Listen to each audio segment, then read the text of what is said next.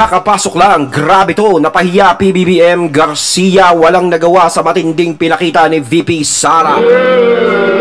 Ano yung pinakita na yun? Siyempre, itong balitang ating matutunghayan ngayon ay nagmula kay News PH at ilalagay ko sa description box ang link ng channel ni News PH para maging updated po kayo sa mga balita na kanyang inihahatid sa atin. At siyempre, ito po ang inyong lingkod na si BT na magbibigay ng reaksyon at komento dito sa video na ating matutunghayan ngayon. At huwag na natin pagtagalin at sabay-sabay na nating panoorin ang laman ng video na hatid sa atin ni News PH at bibigyan natin ng reaksyon ng balitang ito. Pasok! Presidente Bongbong Marcos, no, na pinangunahan ang pagbubukas ng palarong pambansa doon sa Cebu. Aba. Ngunit si VP Sara, issue kasi ngayon na umiwas ito na maka-join dito sa opening. Kasi present doon itong si si Governor Gwen Garcia. Okay? At nandun sinang dalawa ni Mr. President Bongbong Marcos, no, nag-opening doon sa palarong pambansa. Ngunit nakapunta pa rin si VP Sara sa Cebu. Maraming nagsasabi na umiiwas raw itong si VP Sara, okay? Pero may iba palang pinuntahan itong si VP Sara dito sa palarong pambansa. Magre-real talk tayo dito. Sa tingin ko, ang basa ko dito, hindi nakapunta si VP Sara sa opening ng palarong pambansa kasi ayaw niyang makipagplastikan kay Governor Gwen at ni PBBM. Diba? Bakit iniiwasan niya si Governor Gwen? Kung matatandaan natin, last week ba, pumunta si PBBM dyan sa Cebu. Ano yung mga pinagsasabi ni Governor Gwen patungkol sa kanyang statement, sa kanyang speech? Diba? Kung matatandaan natin, sabi ni Governor Gwen na kung failure yung ating unity, yung mga unity, pinupuntirya na talaga si VP Sara at that time. He was talking about unity raw. At saka, nagpasipsip at nagpabida kay PBBM. Nasabi niya, ang tunay na unity, nandito ang Cebu na willing raw sumuporta kay PBBM as unity. Natural, syempre. Pag sinabi mong ikaw ay susuporta talaga, di ba? Syempre sa Pangulo, syempre susuportahan mo eh. Talagang unity yun. At handa kang magpailalim sa mga alitap-tap. Unity, pasok ko sa unity. Diba? Yun eh. Ang pinagkaiba nyo kasi, no, Governor Gwen, ayan, syempre. Ang pinagkaiba nyo kasi ni VP Sara, no, ang mga Duterte kasi, ilabas natin si PBBM muna dito, ilabas natin yan. Ang mga Duterte kasi, hindi sila nagpapasakop sa mga alitap-tap. Hindi sila ganon kadaling, sorry for this word pala. Ganun ba yun? Hindi sila ganon kadaling mauto. No? Hindi sila ganon kadaling sumakay sa kung anong gustong mangyari ng mga alitap-tap. Yun yung kinaayawan ng mga alitap-tap sa mga Duterte. No? Dahil hindi sila sinasakyan ng mga Duterte. Bagkos is kontra sa kanila. Diba? Kahit naman yung mga taong bayan, nakikita natin, alam nila na yung ginagawa ng mga alitap-tap hindi na maganda sa bansa natin. Ito'y nakakasama na. Hindi na maganda yung nagiging resulta. Diba? Ngayon, kung handa po kayong magpasakop sa mga alitap-tap na yan, yung word ng unity is siguradong makakamit nyo. Diba? Pero kung prinsipyo nyo ay prinsipyo ni VP Sara, yung unity na yan, hindi nyo makakamit yan. Mawawala ka din dyan. Diba? At saka syempre, kilala naman natin yung mga Duterte, no, si VP Sara, na hindi marunong makipagplastikan. Isa yun sa magandang pagkatao. No? Para sa akin yun maganda eh. Hindi ka marunong mamlastik ng tao. Kung talagang masama o may tampo ko sa'yo, mas ipakita mo Kaysa yung nakikipagplastikan ka na kunwari magbebeso-beso, mag-uusap-usap, diba? Pero pag talikod mo kung ano-anong pinagsasasabi mo, diba? Mas maganda na rin yung gano'n na ginawa ni VP Sara na umiwas na lang siya. Baliwala din naman diba? Para saan pa kung ba't ako pupunta sa ganyan? Diba? Kumbaga parang ayaw nyo, nilayo nyo ako, o ayaw nyo dito, o parang ako pa pinaparinggan, ganito. Di ba parang baliwala na rin, wala na rin. Nonsense na rin kung sakaling pumunta pa siya sa ganyan. Diba? So, syempre, si VP Sara, kung laliman niya ang kanyang utak, anong ibig sabihin ni Gov Gwen? Ha? Nilaglag niya si VP Sara doon. Walang problema, kasi opinion mo yan. You have your choice, mas pinili mo si PBBM, okay, walang problema. Kaya iniiwasan ni VP Sara, opinion ko yan ha, iniiwasan niya itong si Gov Gwen, pati itong si PBBM. Ayaw niyang makipagplastikan. May payakap-yakap ka pa noon, Gov Gwen, kay VP Sara, yun pala plastikan yun lahat. Nagtatanong lang. Pero, ang mahalaga, pumunta si VP Sara sa mga na-injured nating mga athletes. Nakakatulong. Hindi yung mga pa-opening na yan eh. Okay yan. Maganda yung ginawa ni VP Sara, yung mga injured athletes ay binisita niya. Diba? Maganda yun. Kita mo mas binibigyan pa rin ng oras ni VP Sara yung mga ganyan kaysa yung mga ganong klase siyempre. O sige, may opening, diba? Kumbaga, hindi rin masama ang ginawa ni VP Sara. Bagkos is mas nakakatulong pa doon sa mga athletes na mga may injury. Siyempre, malalaman kung kamusta na yung mga kalagayan nila. Diba, sa mga ospital ba, may problema ba sila? Mayroon ba silang pangangailangan? Yun naman talaga eh. Kumbaga, hinaluan ni VP Sara ng serbisyo. Diba? Yun ang maganda kay VP Sara eh. Lahat ng galaw niya is hinahaluan niya ng serbisyo. Kaya yun ang kinaiinis ng mga alitap-tap ngayon. Baka na naman sabihin ng iba na naman yan. Hindi nagpunta sa opening si VP Sara. Nagpapalakas lang yan. Kita mo, doon pumunta sa mga na-injury. No? Nangangampanya lang yan. Malamang, baka ganun pa iisipin ng iba. Pero alam nyo, yung galawan ni VP Sara. Pero alam nyo, yung galawan ni VP Sara na ganyan is maganda talaga. No? Talagang lagi niyang hinahaluan ng serbisyo yung ginagawa niya. Hindi siya basta-basta pumupunta sa mga mababonggang ganto-ganto, ganyan. Diba? Pumupunta siya sa mga ganon, pero mas lamang pa rin yung may kasamang serbisyo. Tsaka kaysa mag-party-party o mag-happy-happy, diba? Sinasabi nga ni VP Sara, mas maganda is paglingkuran mo pa rin yung taong bayan. Mas maganda yung presensya mo kasi nararamdaman ng mga tao. Yun yung attachment. Diba? Nararamdaman nila lagi yung presensya nyo. Kaya hindi kasalanan ni VP Sara, kaya gustong-gusto siya ng mga tao. Kasi yung presensya niya is laging nakikita at nararamdaman ng mga tao. Yun kasi ang gusto ng mga taong bayan. Yung mga naglilingkod sa bayan natin ay maramdaman nila na nandiyadyaan sa tabi nila. 'Di ba? Yung nararamdaman nila na, uy, eto ka, tinutulungan mo kami, nag-aalala ka sa amin, ganito. Yun yung gusto ng taong bayan na maramdaman. Kahit gaano kang kataas na politiko, is nararamdaman ka nila. Hindi yung makikita syempre na parang sa mga sosyalan, sa mga ganito, doon lang nakikita. Diba? Iba kasi yung ganyang galawan sa galawan ng mga sosi, diba? Kaya ako, mas pabor ako sa mga ganito. No? Pinapakita niya yung serbisyo. Mahalaga pa rin sa kanya yung taong bayan. Yun naman ang kailangan natin talaga eh. Dito sa bansang to, yung mga maglilingkod sa atin, yung ganyan. Diba? Inuuna ang taong bayan bago ang sarili. Diba? Dasyon yan, opening okay yan. Pero si VP Sara, alam niya na pwede man pumunta ako doon, pero okay na yan, nandiyan na yung presidente na yan. Dito na lang ako sa mga atleta natin na medyo kasi it's so sad na tama naman si Sir Don Mardon.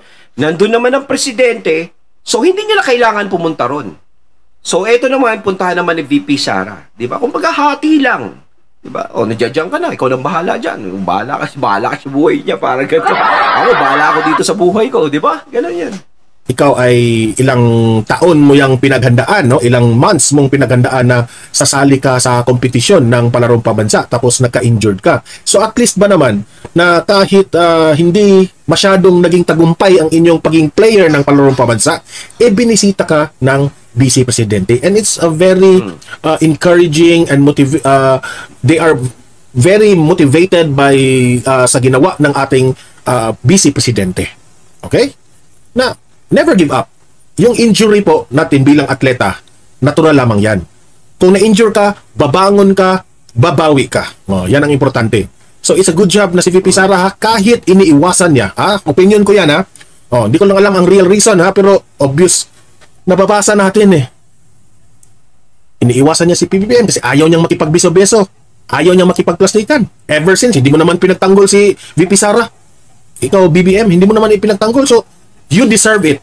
Gov Gwen, PBBM, deserve na hindi kayo sisiputin yan dyan ni VP Sara. Yun nga ang naging butas talaga kay PBBM. Kasi sa kabila ng nangyari kay VP Sara na madaming mga alitap-tap ang bumabatikos sa kanya, na halos nandiyan lang sa paligid ni PBBM ang bumabatikos kay VP Sara, ang bumabanat kay VP Sara, hindi narinig talaga na nagsalita si PBBM na nagsalita siya na pinagtanggol niya si VP Sara.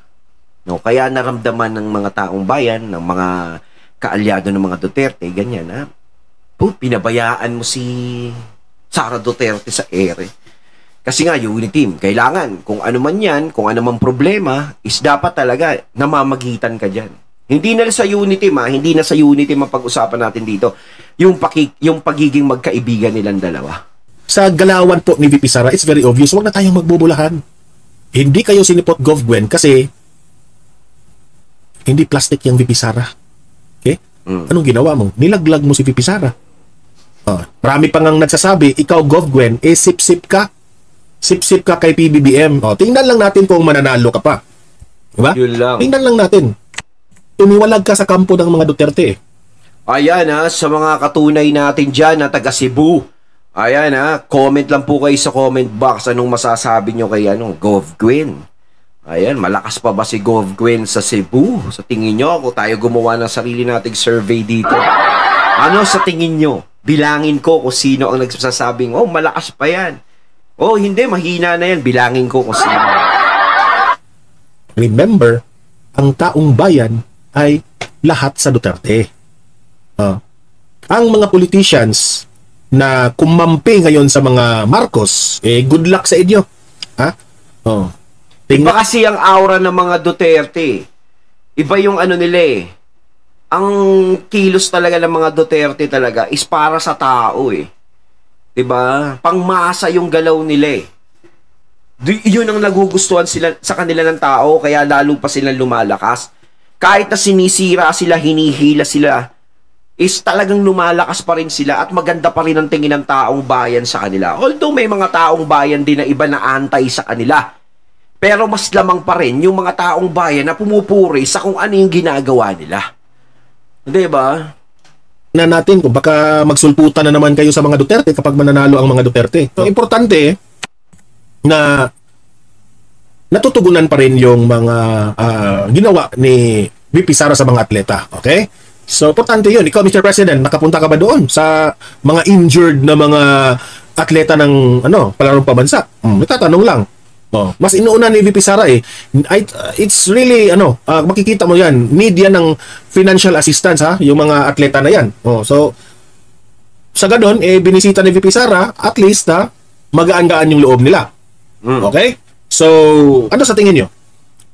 Ano sa palagay nyo ang meaning na hindi pagdalo ni VP Sara sa opening ng palarong pabansa? Para sa akin pabor ako doon sa sinabi ni Don Mar na nahulaan niya na hindi marunong makipagplastikan si VP Sara. Kasi nga naman, di ba, parang wala na rin. Pag pumunta siya doon, mga nakataas lang kilay niyan, babatiin, kunwari, ganito. Pero pag talikod niya, naku, pumunta pa dito yan, naku. Di pa umalis. Di ba? May mga ganong factor yun. Di ba? Ayaw ni VP Sara ng ganon, kaya bahala kayo dyan. Sa iba ako pupunta. Basta pumunta ako na Cebu. Di ba? Pumunta na siya doon, Nung nalaman niya na nandun si Governor Gwen, siguro kung si PBBM lang yun, siguro talagang pinuntahan niya yun. Pero nandun si Governor Gwen, doon na lang ako sa ospital. Mas maitulong pa ako doon. Diba? At least nagpunta pa rin, nagpakita ng, what do you call that one? Suporta. Okay? Tignan nga natin, Gov Gwen. Tignan na natin. Parang subok lang, no? Kunwari, halimbawa, 2028. tatakbo si Tambi na presidente. Tapos try natin, no, mag-vice ka po, vice president. Di ba? Try lang natin isang bagsak. Tignan natin kung talagang ang unity pa rin talaga is niyayakap pa rin ng taong bayan. Yung sinasabi, ito ang unity talaga, ito ang unity. Tignan natin. Kasi, kung nakikita nyo kasi na sa inyo, unity kayo, unity. Dati kasi ang unity na yan pala, pati ang taong bayan ka-unity nila. Yun, kaya ang lakas ng unity nun eh. Kahit ang taong bayan ka-unity nila eh. Ang tanong ba, yung unity o unity ngayon, is naka-unity pa kaya ang taong bayan? Diba? Kahit sabihin natin, ang lakas ng unity nyo ngayon eh. Kasi yan kayo, nagkampihan, ganito. Ang tanong, nasaan yung mga taong bayan? Nandiyadyaan pa rin kaya sila? Diba? Yun ang katanungan. Kasi yung mga taong bayan, hindi lang yung mga tao sa unity ang nagpalakas dyan, kundi yung taong bayan na sumuporta sa unity. Kaya lalong umugong, lumakas yan, at talagang namayagpag. So, ano sa tingin ninyo? Ang galaw ni VP Sara dyan?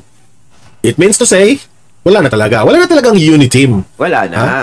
Wala na talaga. Ayaw niya sa mga taong Ako mga... dati gusto ko mabuo ang unity team pa, kaso talagang wala na. Dahil si VP Sara, wala na. Kumalas na eh. Mangga. Ayaw nila sa mga taong mangga. Ilang beses nyo bang ginamit ang mga Duterte? Manggagamit kasi kayo eh.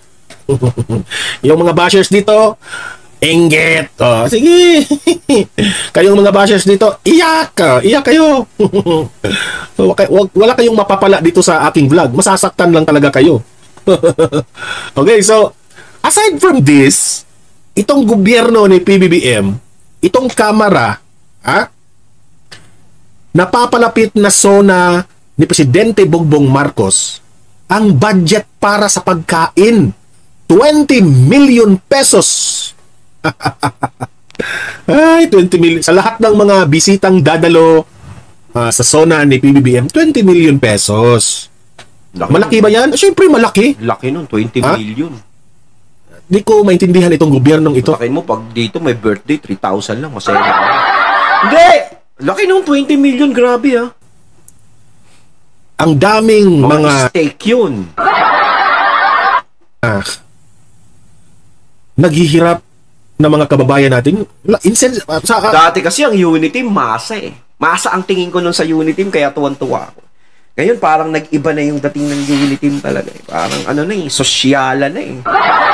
Nag-iba na, di ba? Dati, tingin ko, masang-masa sila lahat. Nakakabilib talagang taong bayan talaga, no? Kaya talagang yung mga taong bayan, umasa kami na talagang kami ang inyong magiging, pagtutuunan na mapagtutuunan ng pansin, ng problema ng bansa ay mariresolba at maaayos na. Eh ito, walang nangyari. Kamatis ngayon, ang mahal na eh. Lahat nagmamahal na eh. Hindi na tayo mahal ng mama natin.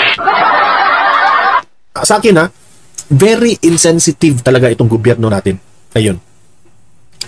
Imagine that one, 20 million. Anong pagkain yan? Anong klaseng pagkain ito? Grabe no, 20 million. Pagkain lang, Mariusep. Hindi mo pwede pakainin nyo na lang ng Jollibee yung mga yun. Credit sa Jollibee ha. Sana magkaroon tayo ng sponsorship ng Jollibee dyan. Jollibee, baka naman. 20 million food budget. Wow. Laki sa panahon ni former President Duterte, wala ganyan. Iniingatan ang pera ng taong bayan. Hindi kagaya ng gobyerno natin ngayon, walang hiya. Walang hiya. Hindi na nahiya. Yun ang tamang Hindi na nahiya sa pera ng taong bayan. Hindi nyo pera yan. Ayon kay Sas Rugando Sasot. Parang yung taong bayan magpapakain dun sa mga yun, no?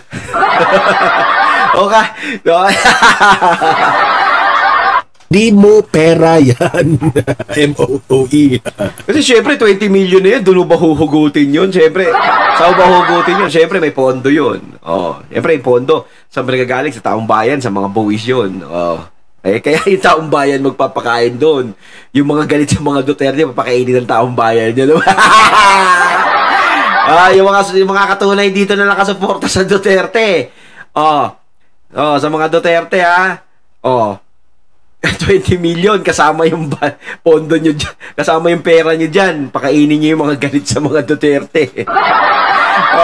Ano masasabi nyo doon, mga katunay, ha? Hindi mo pera yan. Pera yan ng taong bayan. Maraming mga kababayan natin walang kain. No? Hindi makakain ng 3 beses sa isang araw. Tapos kayo dyan, 20 million. Kain-kain mo, 20 million, isang kainan lang. Grabe. Ako nga lang, gumastos ako ng 2,000 sa isang araw. Inis na ako. Pag lumalabas kami, mas gusto ko pa nga sa mga inasal na lang eh. Mura pa, busog ka pa. Mga inasal, bumanggit naman ako, baka naman. Lang kayo nakikinig sa zona ni PBBM. Wow, 20 million. Grabe. Sana ipinigay na lang yung 20 million na yan sa sa mga nagkasakit nating mga kababayan. Wala pang bayad sa ospital. Sana tama, binigay na lang yan sa mga magsasakayang 20 million na yan . Tsaka napaka-expensive naman kasi. Yung ganong klaseng pagkain, 20 million. Expensive naman yun. Kung hindi ka naman masyadong pa-expensive talaga, hindi naman aabot ng ganon yun para mapalago natin yung production ng bigas.